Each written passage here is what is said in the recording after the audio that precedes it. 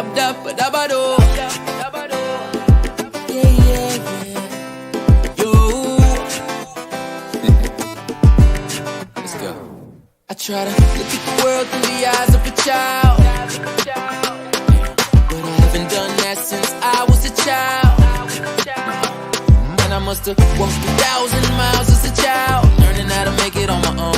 Long road, living life like a big freestyle. I just go and I realize fame, it could happen. Money, it could happen.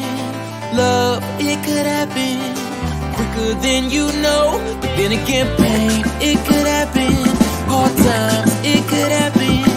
Trouble ain't nothing but the chance to let you grow. Whoa, man, these people trying to stop me never rest, forcing me to swim upstream, but I'm not impressed. Cause that's what I do best. That's what I do best. That's what I do best. And I got the whole world thinking it can't be done, so I beat my chest. Cause that's what I do best. That's what I do best. That's what I do best. I ain't never scared, I'm forever ready. So come and get me while I beat my chest. Cause that's what I do best.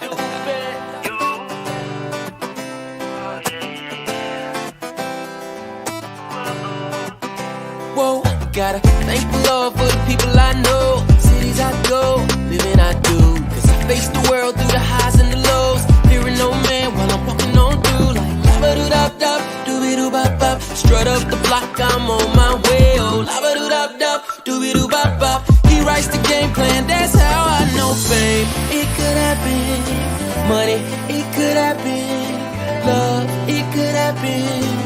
Quicker than you know, but then again pain, it could happen.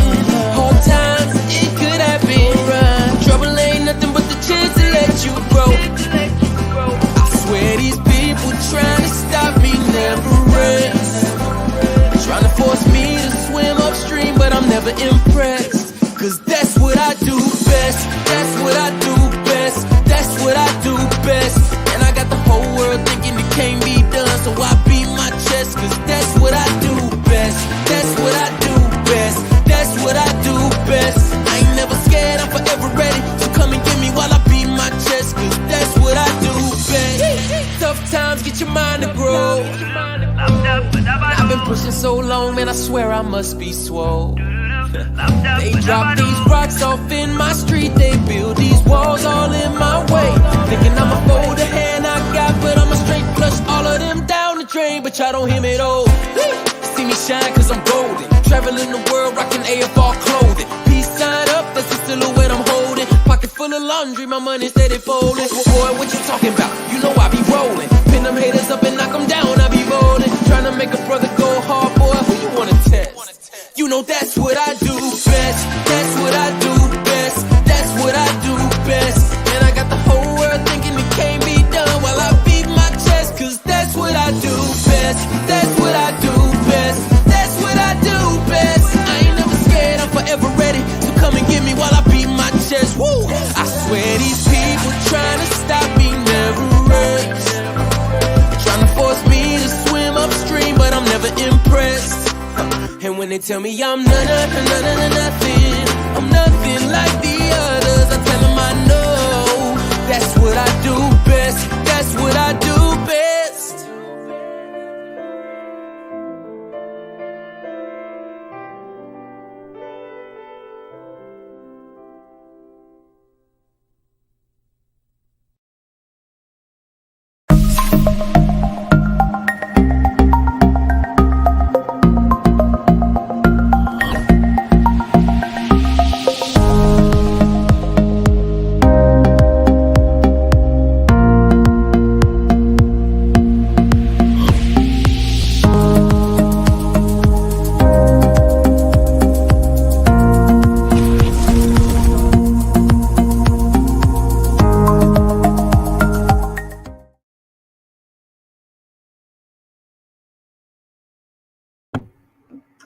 Greetings and good evening. My name is Kimberly Brown Williams, and I am one of the board members for the Dr. Carter G. Woodson African American Museum. And I'm sitting in for Terry Lipsy Scott tonight, as she is in Tallahassee being an advocate for the Woodson and the capital campaign and funding. So I'd ask that you all send up prayers for her as well as manifest good thoughts as she embarks on this endeavor to help assist bring further funding to the new museum that we're embarking on building. So, greetings again to you. We thank you for coming. For those of you who were here last week, we thank you for last week, and we're glad that you came back to join us. And we also thank you for those who are new and decided to join us tonight. I believe you're in for a really good treat. So, thank you again for joining us.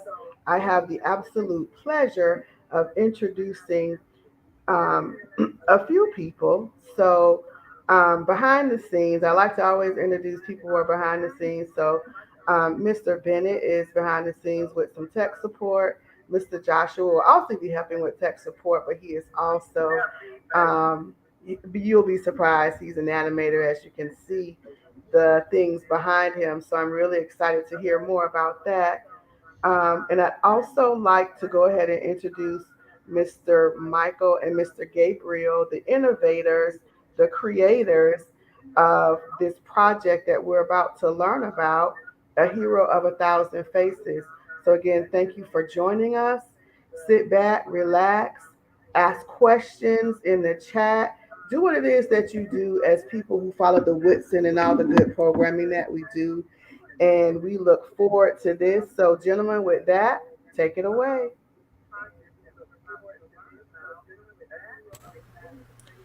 All right. Thank you so much, Ms. Williams. We appreciate you um, just with that introduction. My name is Gabriel Andrews again, and we have Michael Anderson. We have a really special treat for you guys tonight. We have Joshua Leonard with us today. We'll talk a little bit more about him. I just want to, again, just say thank you so much for joining us this evening. If you were with us last time, you know that even NASA has sometimes has to, stop the launch. But we're about to take off tonight. See what I did there? I don't know.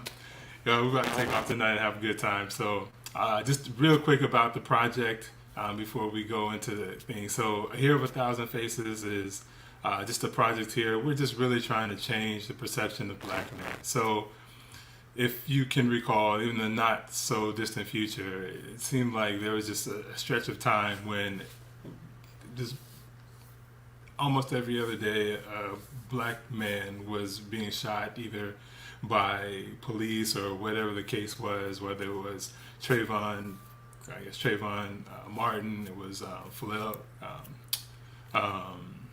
Philando Castile, it was Mike Brown, whoever it was, and it just seemed like the common thread in some of that, and a lot of that was I was afraid for my life, and when just kind of gathering everything together, I said that's not who we are. We're not someone to be afraid of. We are people like anybody else, and so we wanted at that time. I talked with Michael Anderson. I was like, Michael, we got to do something, and what are some of the stereotypes that are being? Hey, Gabriel, Yeah. the Yes. group is saying that there's a lot of feedback. It's hard for them to hear you.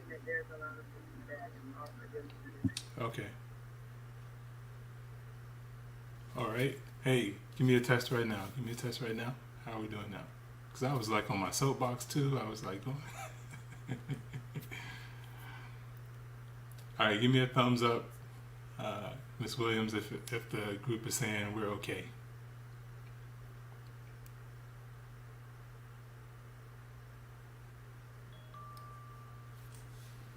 Maybe I got a text too. Let's see. All right, here we go.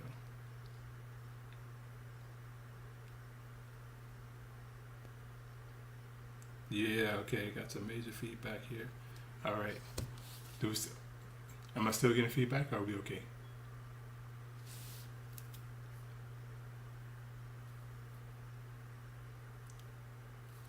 All right. I'm gonna go ahead. I'm gonna keep going.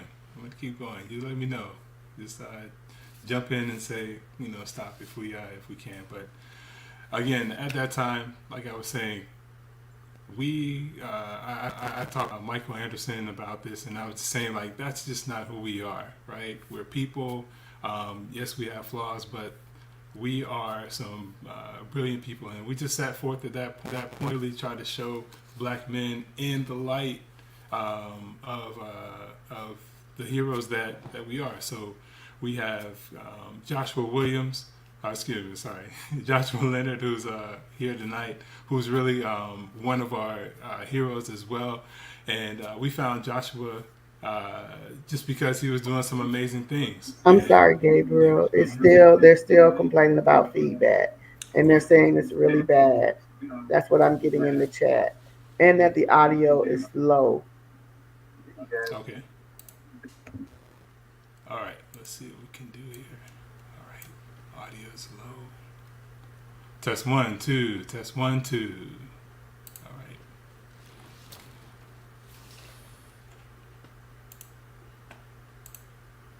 Yeah, I don't know. I don't hear anything. I don't know what the feedback would be. Can't answer that right now. All right. Give me a sound check. Test 1, 2.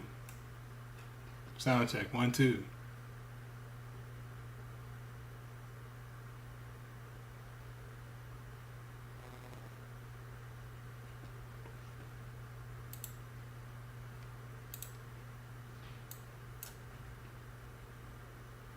Test 1, 2. Test 1, 2.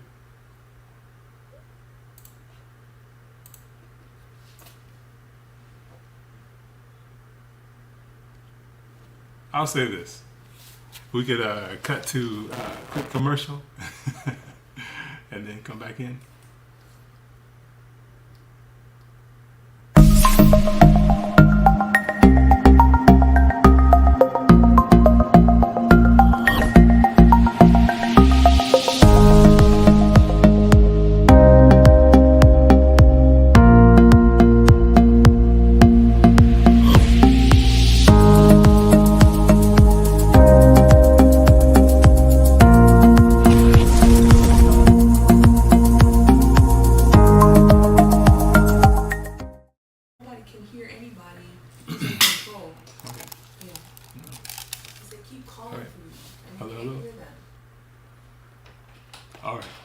I'll say this.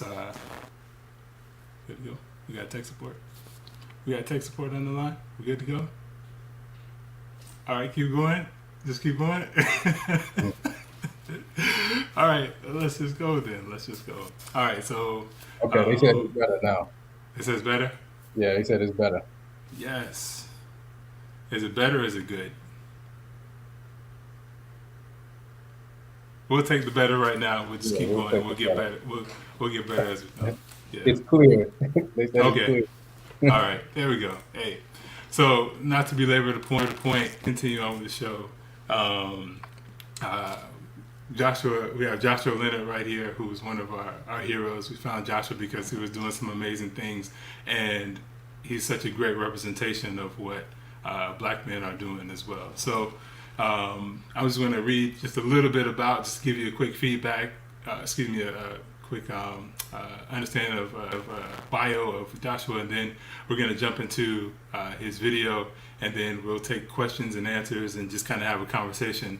And because just this 10 minutes of video it just only scratches the surface of who this man really is. So Joshua Leonard is a animator, character designer with Sony Immersive, Netflix, Illumination, Biobob Studios, and is currently with Hillman Grad Productions. He's an Academy Award nominee for Best Animated Short, and is the creator of Team Supreme. He's a native of Miami, Florida, but also a traveler as well. He's lived in many places. Joshua uses his and acting skills to tell stories that are most important to him, and it's these skills that have made him a force in the world of animation and character design, and an upcoming force in the industry as well. So with that, we'll go ahead and just watch this quick video, then we'll come back with some questions and answers. I'm going to outwork Like, I'm very disciplined, and I think that's a crucial aspect of anybody who wants something in life like they say they do. My thing is, I'm going to outwork everybody, and I'm gonna prove it by being successful this way.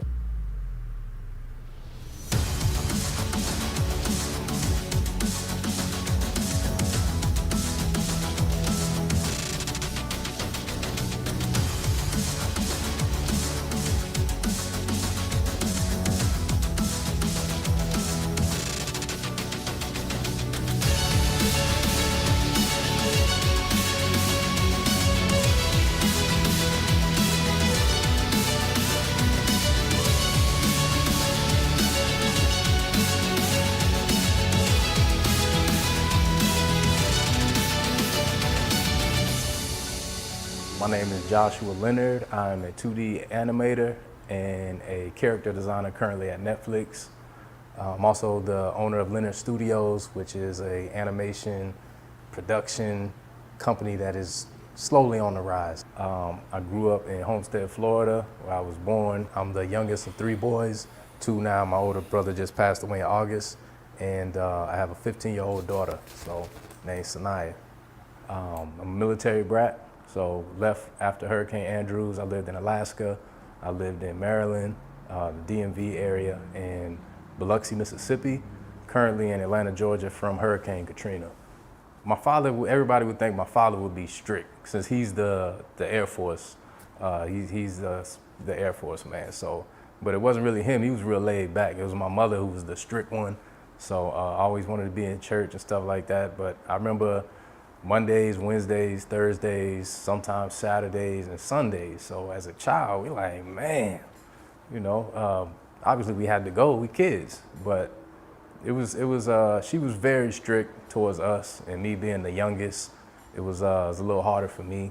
I always just was an artist and wanted to play ball. So if I can get out of the house and play a sport, I was playing it. I played hockey, baseball, football, boxing, track. I mean, anything to get me out of the house while my father was at work, because my mother was so strict. So somebody passed in my family, and my parents had to go back to Texas for the funeral. I ended up staying with my best friend in Maryland, and he played football. I wasn't allowed to play football.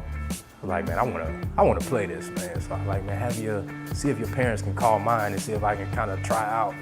And they let me do it, and it was a wrap after that. When I the fact that I got to hit people and get hit, and because it was hard for me as a child, being in a strict household like that. You need to get out and hit some stuff, and hit the right stuff. You know what I mean? So, and that goes along with the choices that we make as children and adults. So I could have went and did something wrong, but I chose the athletic part of it. So my father, he pretty much raised me to just be a man of integrity. And as a child, I didn't know what integrity was, but my father told me that integrity is not what you do when somebody's watching, it's what you do when they're not watching. So that was a big, he taught me that, and it just stayed with me as an adult. So I still try to keep that same mindset, even dealing with today. Unfortunately, I got to learn the hard way from my brother. Shout out to Jason Leonard. He passed in August last year from pneumonia. He was kind of in trouble in and out of my childhood. So I do feel like he was put here in my life and on earth to first teach me how to draw. He taught me how to draw. Taught me how to draw Garfield when I was in kindergarten, and to let me see what not to do and what to do, So I'm real grateful for him and his lessons that he taught me. That's pretty much it. I'm now currently in Atlanta. Graduated from the Art Institute in 2018. During my time, 2014 to 2018, I had President Mavet there. Shout out to President Mavet. He taught me a lot. I remember, like, my first day, he told me, pull me to the side. He's like, look, you're gonna have to brand yourself at this school. That's what this school is gonna do for you. Like,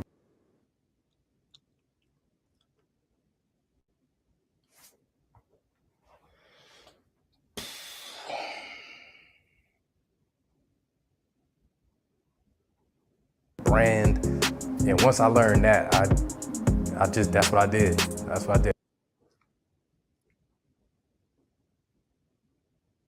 I sat in the front of each class, I really wanted my teachers to know, like, I'm there for a reason. I'm gonna be your best student. I'm serious about this. The school costs too much money for me to blow, you know what I mean? So, and it worked, man. I had a blast, learned a lot, and they really got behind me and promoted me as one of their top students. Going back to us growing up in a strict household, we weren't able to watch stuff like other kids. I can only watch certain Disney movies, certain, I wasn't allowed to watch like cartoons that had like fighting and stuff like that. So I ended up having to watch like Looney Tunes. So I'm seeing these cartoons, I'm like, man, this is dope. And that's back in the day where they were painting on the cells, frame by frame, Disney, all of these type of people. And so I was seeing that and I wanted to do it. So that's kind of where that came from. And even as an athlete, I was really good, but I also still had that, I still wanted to be an animator back in the, if I get hurt or anything, or if I retire in sports, I'm still gonna have this backdrop. So I never put that pen down after that. So, and then I blew my knee, hyperextended my knee, and everything happens for a reason. So we here now, and I'm 100% healthy now. So I had Team Supreme I did back in 2009, but I didn't know how to animate. I didn't know how to do character design properly. So Team Supreme is a cartoon that features a black main character. It's a black creator about kids who have a disability, but they have superpowers. Everybody knows somebody or has a family member with a disability or a certain medical difference. And it came from the lack of diversity and inclusion I saw in animated cartoons and film. With black people being like less than 4% of the industry, which is really a slap in the face, it's not a good look. Because in my eyes, I'm like, man, you'll tell better stories if you have a diverse team of people. So I really wanted to touch on that while like showing the industry, like, look, man, if y'all are not gonna do it, I'm gonna do it. And that's really what it came from. It was me being selfish, like I'm gonna create this show that I wanna see. If you like it, great. If you don't, I wanna see it. So I'm gonna create it for me regardless. And maybe a child or a child's family member can see this and maybe get something out of it. So I feel like my team that I have, as it pertains to Lena and Rishi and Hillman grad and Jason Weaver, my writer's named Giselle. She's from Miami too. She's Cuban and she's actually deaf.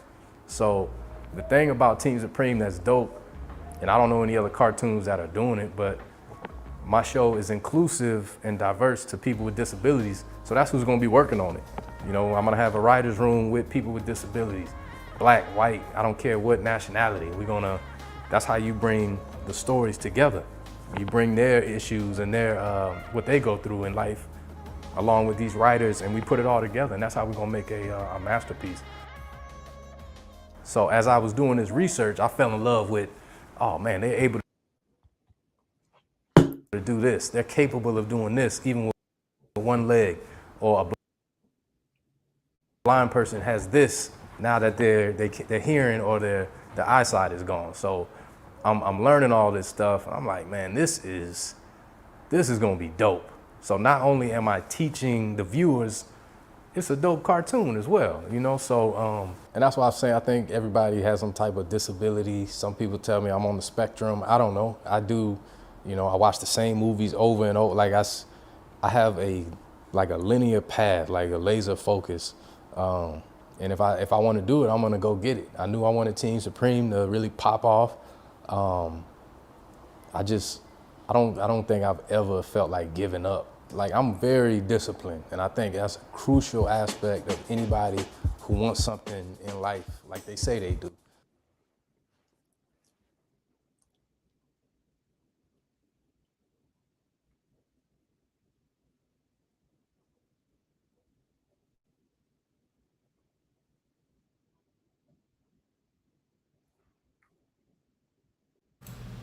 Okay.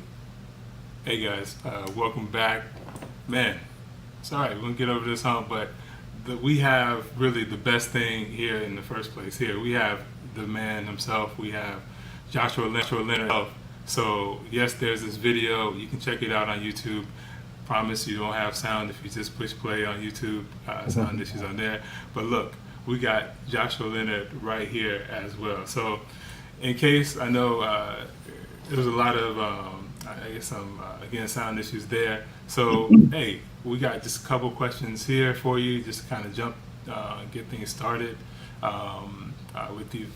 Joshua, you're born here well, where I am in Miami, Florida. So, but you also had a chance to travel around the country as well. Like, what was that took you around the country? Can you give us just a little bit of your background? Yeah, first of all, I wanted to just thank you all for having me and giving me the opportunity to come and speak, man. I'm grateful to be here. Congratulations. If the viewers don't know, y'all just won another Emmy for Heroes of a Thousand Faces, so that's major. Shout out to y'all. But to answer your question, so me being a military brat, like I said, born in Miami, moved to Alaska. From Alaska, went to Maryland, PG County.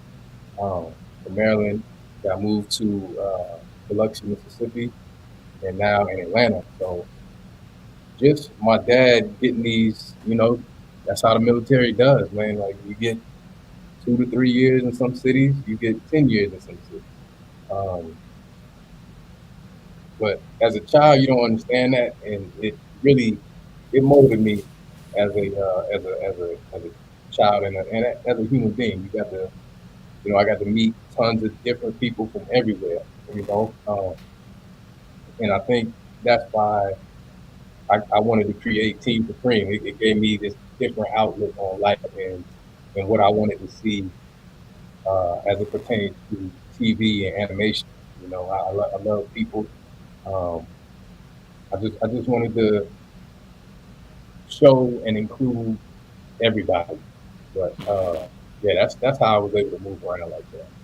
Yeah, and that's one thing I know. So for everybody who doesn't know, like we had this interview with Joshua Williams probably just about a year ago, and the video that was playing there was about 10 minutes of probably about like an hour and a half long conversation. And so, and Joshua, just growing up in a military home, just traveling all around, and is now again an animator, taking all these things and experiences into account now as he's developing his content. I want to also just take you back just a little bit to give the viewers a little bit. So how long have you been drawing, and is there a certain person, I guess, I'm just kind of lobbing that up there, is there a certain person who you credit for giving you the drawing habit? Well, I'm 38 years old, so I've been drawing for at least 35 years. And my older brother, Jason Leonard, he taught me how to draw Garfield when I was in kindergarten. And when he taught me how to do that, man, I fell in love with it, man. Even being an athlete, I just wanted to draw. I was getting in trouble for drawing growing up, so it was things like that. But yeah, I loved it, man. I loved it. Mm-hmm. And so there are a lot of talented, artists out there, right? So whether whatever medium is that you're using, or so, like, I mean, I started drawing, just a pencil and paper, everybody else. But you also, at some point, I guess you have a choice to make, right? Like, oh, am I just gonna stay, in this particular lane, or am I gonna take it further? Like, when did you kind of begin to say, you know what, this is something that I think I want to take further? Probably maybe my senior year in high school. So I got recruited D1 for sports, track, football. I play basketball, baseball. And I love playing these sports, but I also didn't stop drawing either. I wanted to have, like, my goal was to be an NFL player or a professional boxer, and then have like an animation studio, to kind of fall back on kind of how Kobe was about to do. But Then again, I wasn't as big as these big old dudes. A lot of these cats coming out of high school, yeah, your size, man, 230, Okay.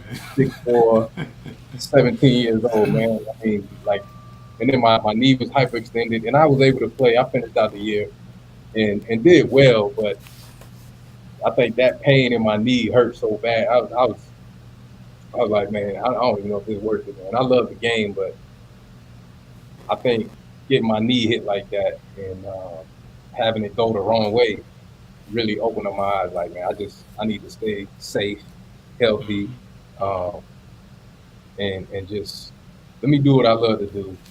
Yeah. Do what I can do every day without getting paid and still be happy. Mhm. Um, and that was my outlook, man. And now the fact that I can get paid and do what I love is, come on, man. That's easy. Yeah. It's an easy Yeah. choice for me. Yeah. And and not to take anything away from it, yeah, I think that over the course of these past couple of years since we started this particular project, we have known or we have seen kind of a trend. And one of those trends is the prevalence of sports. I would say probably 80% of our heroes played sports, growing up, and at some point in time had the I guess maybe a dream of going to the league, right? And I think that's because that's what we see so much of, right? Right. We see so much of people who look like us doing very well, but they happen to be, on the field or on the court or something or so. Right. And again, that's why I think that this particular venue is so important. Like, so at this particular time, right, you decide that you're going to take your talents and skills in the illustration and drawing capacity forward. Like, did you seek formal training? Did you like go to school now for it, or did you still trying to do some more freelance and just kind of self-taught? You mean like after high school? Yeah. So after high school, I went into graphic design. So when I lived in Biloxi, Mississippi, they don't really have like animation out there. It's casinos and uh, so graphic design was like the closest thing to animation. I still Hmm. got to draw, still got to create more, but it was more like lettering and shapes and things like that. I wanted to make some cartoons and some movies and some shows and stuff like that. Um, but what was the other half of this question? I wanted. Um, yeah. So I know, and then you went to Atlanta, and you studied in Atlanta as well. No. Oh yeah. So So talk yeah. about your So Atlanta time. after Hurricane Katrina hit, I was at William Carey College, right on the beach. So I got moved out here, evacuated to Atlanta. So when I went back, nothing was on that beach. The school's totally wiped out, just a slab. Um, so when I came back to Atlanta, my daughter was born during Katrina, which 16 years ago. So I went to the Art Institute. So when I got out to Atlanta, I'm like, and I'm a city boy anyway. I needed to, I needed more opportunity. And shout out to Mississippi, man. I love all y'all. A lot of fun there. Some good, beautiful people there. Um, but I needed more. A little bit more speed. You know, um, and then Atlanta has Cartoon Network. You got all these studios out here. SCAD, the Art Institute. Shout out to the Art Institute. But I got in. I got scholarships, and I was like, man, if I'm gonna go back to school and pay this much money, I'm gonna do what I love to do. I'm gonna do what my dream is and my goal, which was to get an animation degree. I wanted to be in the animation industry, and I knew how difficult it would be, just being a black man, in the industry. I knew about it, but I'm the type of person that I don't make excuses. You know, I'm either gonna make it or you not. So I can sit back and be like, oh, they didn't hire me because I'm black. Nah, they didn't hire me because I wasn't good enough. I'm gonna stand out enough to where they have to see me, and that was my mentality. It's still my mentality to this day. Like I'm a competitor. I'm an Hmm. athlete first, so I have to carry that same mentality with me. Yeah. But yeah, I took some art classes at the Art Institute. You know, obviously being an art school, I took a 6 hour human anatomy class, one of my favorite classes, man. That thing was 6 hours long, and I had a blast. Shout out to Mr. Butterwick. But he was a good teacher, man. You know, he used to get behind us while we drawing on our easel, and he would come tell me like the head is too big, your hands are too big, feet too big. So just getting all that raw, um, feedback. Miss Ola, um, Mr. Joe Garner, all of them just raw, straight to the point. And I want them to be real blunt with me. I'm not there to be coddled and babied. I'm trying to get a gig out here. I want to really stand out. And that's what they did. So shout out to them. Yeah. One of the things that I thought was real powerful was like the opening piece. You said, I'm going to outwork everybody, to get to where I need to be. And I just appreciate it. Yes, it is about, connections and that sort of thing as well. But what gets you seen is the product that you produce. And just taking a look, we got these two characters behind you. I want you to talk a little bit about what some of these products that you produced are in these two characters and more with Team Supreme. Yeah. So behind me, I have Zeke, my main character, who is on the autism spectrum, and he's my main character. I wanted to see more diversity on screen. I wanted to see more inclusion on screen. So I have Zeke, and then I have Thumper, who's actually deaf. So he'll wear a cochlear implant in his ear. And it's just, I want to see so many different looking people on screen in animation and just in TV in general. I think, that's what's real life. Anytime you see TV, you see these gorgeous people all the time, man. It's like, that's not what my life was like. I want to, even when I was working at Netflix, I was designing characters with gaps, and then show me some different type of things, and they loved it. So me being a character designer, I really wanted to just show somebody in a wheelchair, somebody somebody who's blind, somebody who's deaf, somebody that's maybe obese, has some type of just a disability. And me going to the Art Institute, I got a good friend of mine, Joshua Porter. He has a prosthetic leg, and he was teaching me how when people have a missing limb, they have something called phantom pain. Like, even though he won't have a leg or an arm, the brain still thinks that arm is there, so it'll still hurt or it'll itch, and so it's really.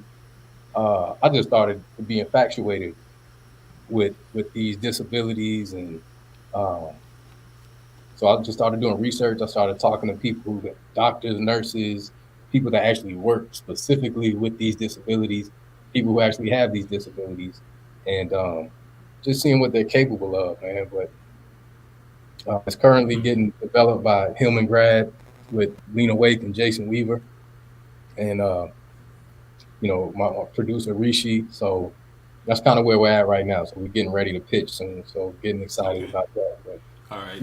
My goal is to normalize being different. That's the whole goal, man. And you're just saying that about how you want to have these different characters represented on screen, and kind of like this, I guess tagline is representation matters, right? And it does matter, like who you see. And I've just been thinking about this a little bit, earlier today. It's like, we pick up little bits and pieces of who we begin to internalize based on seeing what we see, right? I think growing up, one of my favorite characters was Batman, right? And at some particular point in time, I'm sure I began to emulate, his movements and the kind of things that he would do as well. And just to have now, again, just people who, again, look like you and have the same kind of a cultural background that you do, but yet maybe there's something different. You know, you can begin to kind of pick those things up. I want to also kind of just touch on now. Not only are you designing characters and animating, you know, in the 2D space, but you also have some acting chops as well. And so, just if you talk about some of the things that you're doing now, you know, in front of in front of the camera now. Yeah, I started filming on Thursday a new show called Nick's House, and it's about a little boy named Nicholas who's super brilliant. He writes books, so he's an author. He's from Ghana, and they kind of brought me in.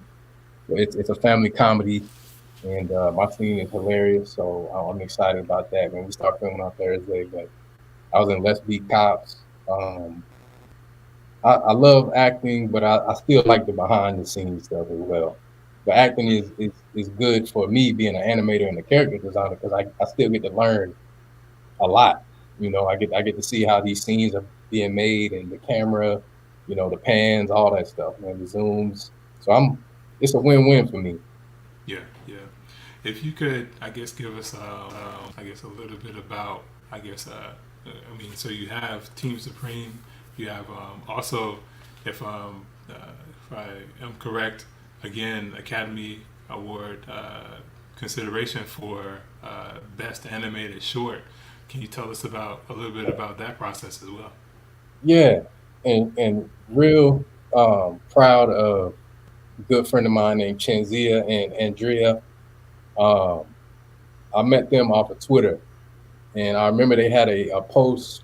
You know, I think I was a freshman, and it was like Amila, we're looking for artists, um, and the thing that's amazing about this short film, and I think they used like 250 plus people from all over the world to make it, and I remember I reached out to him on Twitter, and I was just like, "Hey, I'm a freshman at the Art Institute. Um, I'm an animator and a character designer, and I'm just looking for. I was just trying to build a network and meet people, and to see if I can get an opportunity. And they gave me an opportunity, and I was actually an illustrator for the movie, and and it just so happens that I mean 135 plus awards, and uh, they got nominated for an Annie Award for the best music for an animated short.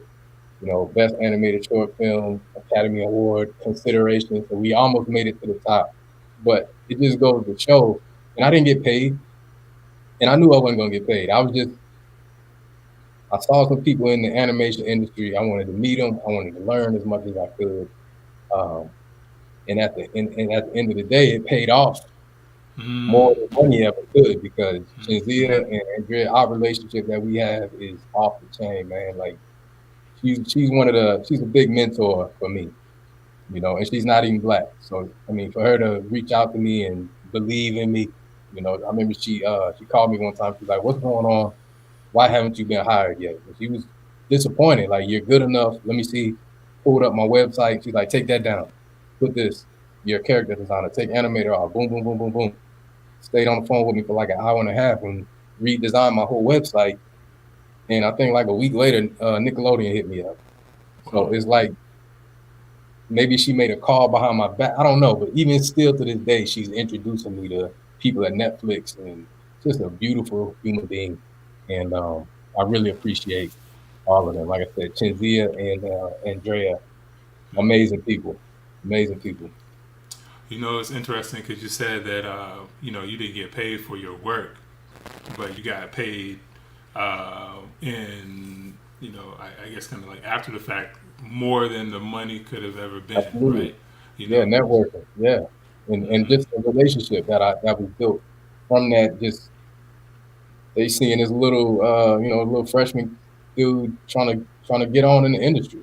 Hmm. And they Hmm. believed in me, so I thought that was really dope of them. Yeah. So like, you know, I could keep the conversation going, and I guess I'll let's have like one more thing. I guess maybe just to add, and I just really appreciate it because, again, you started out in the beginning saying that you will outwork, you know, anybody, and you're gonna make it and be successful in that. And here you are again, whether it's for at this point, you are getting paid, which is cool. But whether it was for money or not, you're still putting in the work. And I think that if you put in the work, you will get the reward, right? And I think that's maybe a takeaway that we can come from that. We been talking a little bit. I just want to see if there are any questions from the audience. If there's any questions out there, I know I can keep on going, and run my mouth a little bit. But if there are any questions out there, let's see if we got some.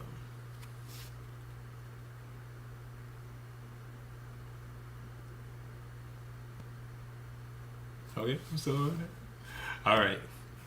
Okay, so while we're filling those, Joshua, let's just kind of transition a little bit over to what's coming up next, and then what's coming up next week, and then we'll be back with Joshua, just some final words, and to wrap everything up.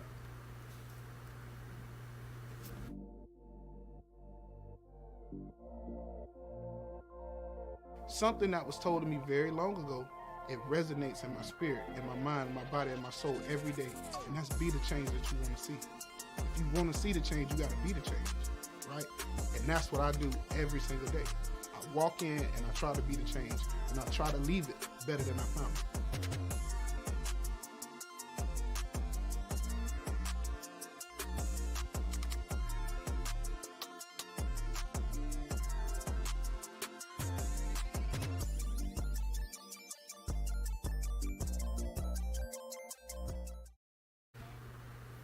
Awesome. All right, so for you guys next week, we're going to have our very own Raphael Robinson on, Teacher of the Year, who's doing some dynamic things in education. So definitely tune in and be there for that. But before next week happens, we still got Joshua Leonard right here with us. I say I was put it out to you, Joshua. Is there anything that you would want people to know about you?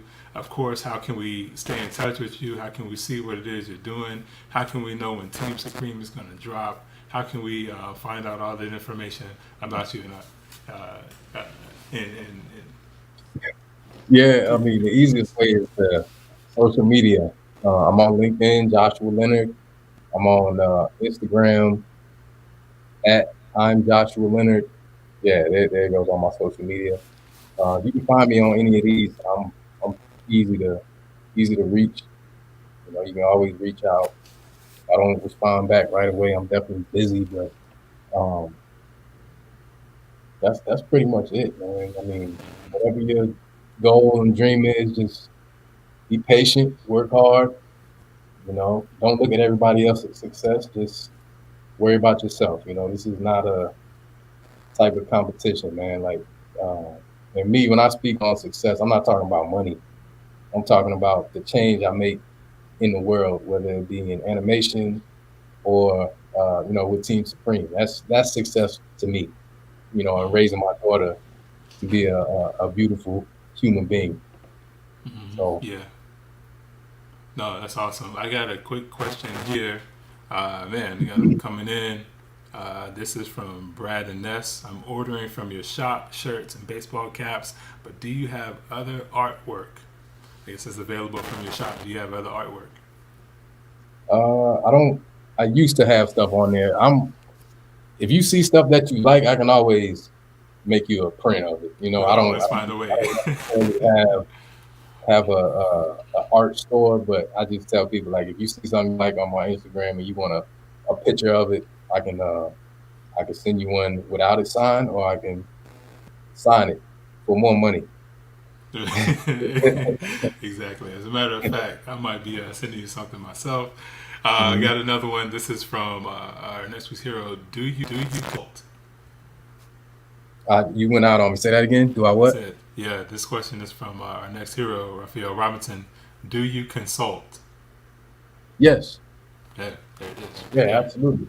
Mm-hmm. Absolutely. I consult, mentor, all of that stuff. Absolutely. Yeah. I think one of the things that I really appreciate about you, Joshua, man, is just what you see is what you get. Like, you are genuine, like, from the time that we met, even before we met, like on the phone, like, hey, we're gonna be here, like whatever it is, just so I guess open and willing to just try to just make it happen, no matter what it was, like. And so we just appreciate you. That's why that's why we gave you the phone call, like, hey, we need you. Can you come down there? And that's why we wanted to definitely showcase you in this particular venue as well. All right, so Absolutely. Thank you for having me. yes, and any way we can support, we'll definitely be there. I like that shirt too. Shout out to Awards and Shirts for Less, who was a sponsor. Yes, sponsor of our apparel as well. Alexander Forges. Here I got another question, real quick. 7:53, and then we're gonna have a quick word from the Woodson after this. Do you still have plans to make tutorials on Patreon? I am. I'm super busy right now. I'm working on 3 different projects and executive producing on one, but that is coming. I'm gonna start doing stuff on YouTube, and that's definitely coming. So just be on the lookout. Like I said, just stay tuned on my Instagram accounts and LinkedIn social media, and I'll definitely start to promote. Yeah. All right, there it is right there. All right, we just got a quick couple words from our venue here. Just on the way out, we'll play a short video. It's time for a change. It's time to break off those old stereotype shackles that have imprisoned a world's view of the latitude and depth of one of its valued citizens. No longer will fear be the excuse for ignorance and stand your ground or right to put someone else in it. It's time to unravel old tales of prejudices and weave again the truth that comes only through face-to-face connection. We are here to rewrite the narrative of Black men. 1,000 stories of struggle and triumph from the mouths of those closest to it. Because nobody can tell your story the way you can tell your story. This is who we are. A hero of 1,000 faces.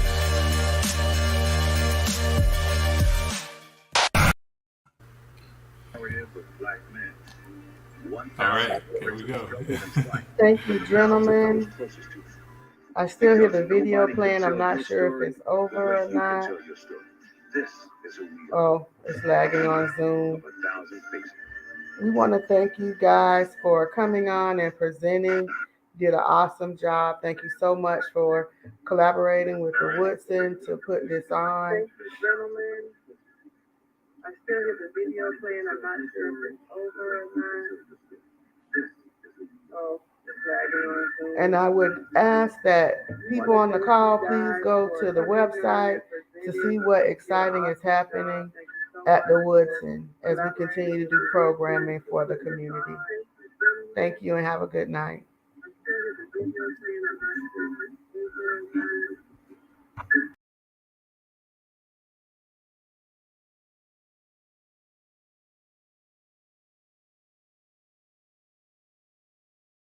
It's time for change. It's time to break off those old stereotype shackles that have imprisoned a world's view of the latitude and depth of one of its valued citizens. No longer will fear be the excuse for ignorance and stand your ground or right to put someone else in it. It's time to unravel old tales of prejudices and weave again the truth that comes only through face-to-face connection. We are here to rewrite the narrative of Black men. 1,000 stories of struggle and triumph from the mouths of those closest to it. Because nobody can tell your story the way you can tell your story. This is who we are. A hero of 1,000 faces.